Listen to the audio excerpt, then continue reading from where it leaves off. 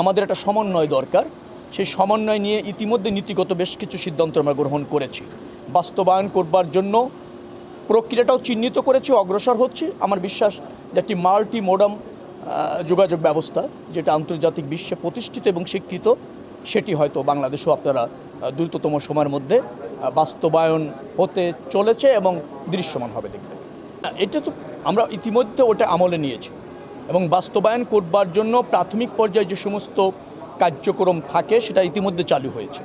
Feasibility study বলেন, একটা DPP প্রণয়ন বলেন, এগুলো তো একটা প্রকল্পের প্রাথমিক ধাপ, সেটি ইতিমধ্যে আপনার গ্রহণ করা হয়েছে এবং অনুসরণ করে চলছে।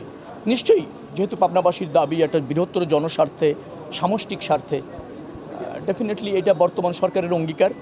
এবং আমি যেহেতু এই যোগাযোগ যোগাযোগ ব্যবস্থাপনাটা দেখছি, রেল, সড়ক এবং নৌ, ওখানে নৌ এবং সড়ক দুটেরই একটা, আপনি যে প্রকল্পটা মেনশন করেছেন, দুটেরই একটা কিন্তু গুরুত্বপূর্ণ ভূমিকা আছে। তো সেটা সমন্বয় করে ইতিমধ্যে আমরা ওটা অগ্রসর হচ্ছি।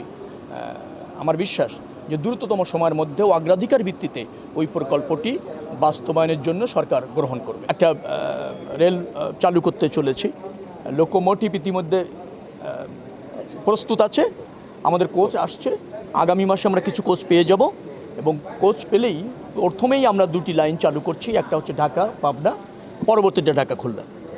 তো আমি খুলনার মানুষ, আমি মনে করেছি পাবনার অগ্রাধিকারটা অনেক বেশি, কারণ সাফারিংটাও তাদের বেশি। তো নিশ্চয়ই পাবনারটা আগে হচ্ছে, তারপরে খুলনাটা চালু হচ্ছে, এই সিদ্ধান্ত আমরা নিয়েছি।